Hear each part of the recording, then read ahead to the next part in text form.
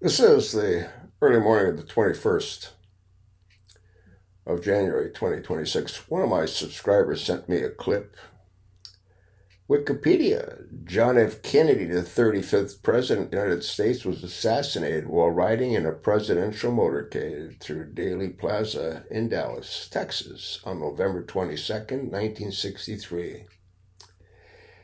Here, Don J. Miller easily explains the assassination of John Fitzgerald Kennedy. Don Miller has been studying the events surrounding the assassination for many years. He has been educating the public on the sidewalk of Elm Street near the grassy knoll for many years. JFK's assassination on November 22nd, 63 by Lee Harvey Oswald, according to the official reports of the FBI Warren Commission. Oswald was arrested that afternoon and charged with the crime that night. 2 days later, Jack Leon Ruby fatally shot Oswald. Did you know Ruby was dying of cancer?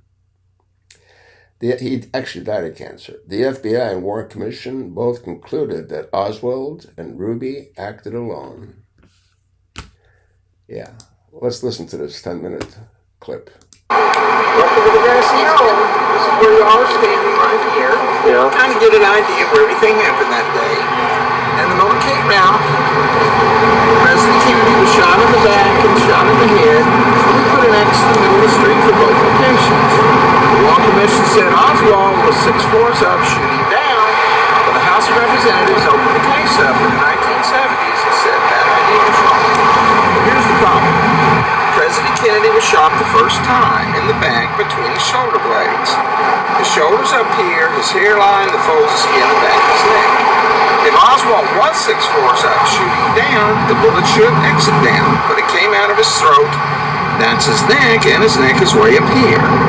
It's going to have to hit him in the back and curve up. But that would show up in the autopsy like hitting a ball. And the autopsy didn't show that. It showed a straight through clean shot. And for that reason alone, it couldn't have come from 6 floors up. That's not my idea. That's the House of Representatives back in the 1970s. Well, he goes on down. He's shot at the head this time. In frame 313 of the Zapruder film, and this is the Zapruder film down here, you see the cloud of blood when it happened. About a half a second later, President Kennedy is whirled around back and to the left against the seat of the car with his head wide open. But Jacqueline is still looking at where he was before he was shot. He moved so suddenly, her eyes couldn't follow the movement. You can't move your whole body in a half a second fast enough to disappear like a magic trick. He's forced back, and the direction of force of the shot is coming from the front.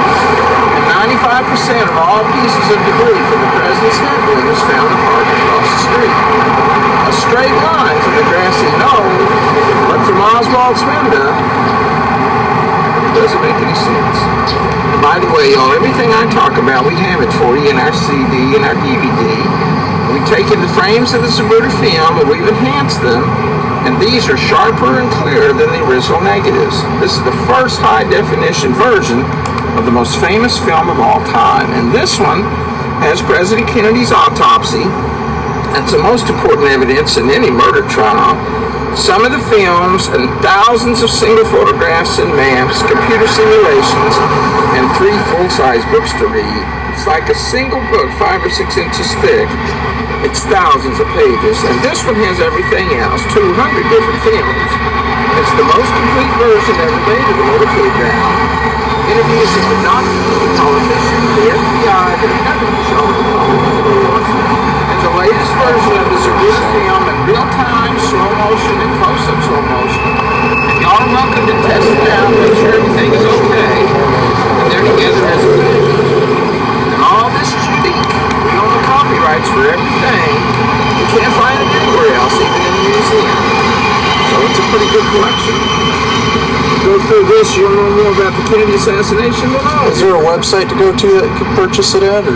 No, the IRS wants to raise our taxes. The website is considered interstate traffic. Makes us send our taxes. As long as we're out here, our taxes are down. We're just poor historians, so we keep the taxes down. But, so this is unique. It's only out here. We own the copyrights for everything. Stuff you can't find anywhere else. And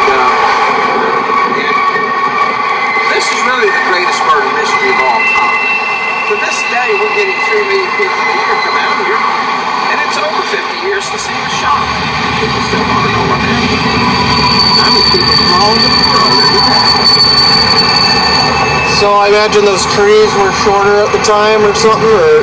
Well, all the big trees are Texas live oaks, and they've grown in terms of leaf height, of course. But Oliver Stone trimmed them back to their original size for the JFK movie. And since the movie, they've only grown about a foot or so, because they were old trees 50 years ago. Oh, wow.